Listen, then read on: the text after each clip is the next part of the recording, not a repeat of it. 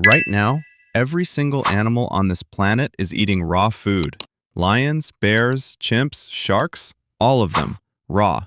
No seasoning, no fire, no complaints. But humans?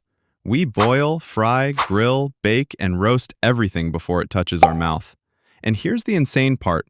Nobody taught us to do this. Nobody invented it. It was a complete accident. Imagine waking up 1 million years ago with no bed, no house, no breakfast. You're hungry, so you find a dead animal and just start chewing, raw, cold, bloody, with flies on it. And this isn't a bad day. This is every single day of your life. Early humans spent up to 6 hours a day just chewing food. Not hunting, not thinking, just chewing like a broken machine. Our jaws were massive, our teeth were huge, our bodies used nearly half their total energy just to digest raw food, and our brains were small. We weren't that different from the other apes walking around. Then one day lightning struck a forest. A wildfire tore through the trees. Animals ran, chaos everywhere. But when the fire died down, some early humans walked back through the burned area and found dead animals cooked by the fire, still warm. One curious human picked it up and took a bite, and something happened that had never happened before in human history. It tasted incredible. It was soft, warm, easier to chew, and gave more energy faster than anything they had ever eaten. They didn't understand why. They didn't have science. They just knew this was better. When you cook food, you're basically pre-digesting it before it enters your body. The heat breaks down tough fibers and proteins so your stomach does way less work. And suddenly bodies were getting more energy from less effort, and all that leftover energy that used to go into digestion went straight to the brain. Scientists believe this is the moment human brains started growing rapidly. Our brains are 3 times larger than they should be for an animal our size. 3 times. And because food was softer, our jaws didn't need to be massive anymore. Over thousands of years, our jaws shrank, our skull changed shape, and that new skull shape had more room for a bigger brain. Cooking didn't just feed our brain.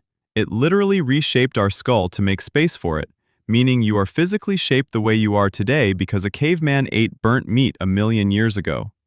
But here's the part nobody talks about. Cooking didn't just change our bodies, it changed how we connected with each other. To cook food, you need fire, and fire is dangerous. So early humans started gathering around it together, and suddenly, instead of eating alone in the dark, everyone was sitting together around warmth, around light, around food. And when people sit together, they talk.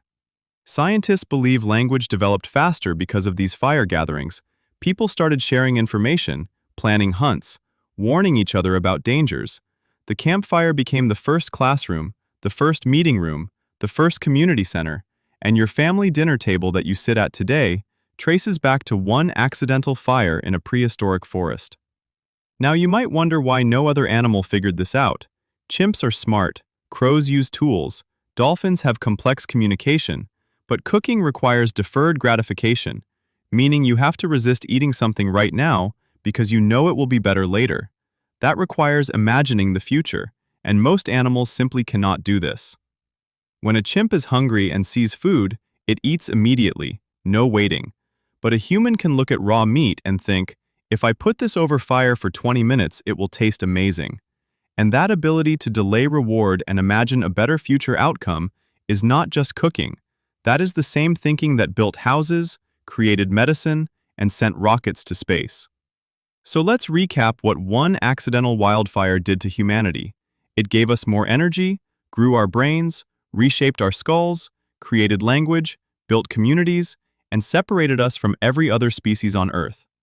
The most powerful species in the history of this planet started with a curious caveman poking a piece of burnt meat with a stick. And if that's not the most accidentally genius moment in history, I don't know what is.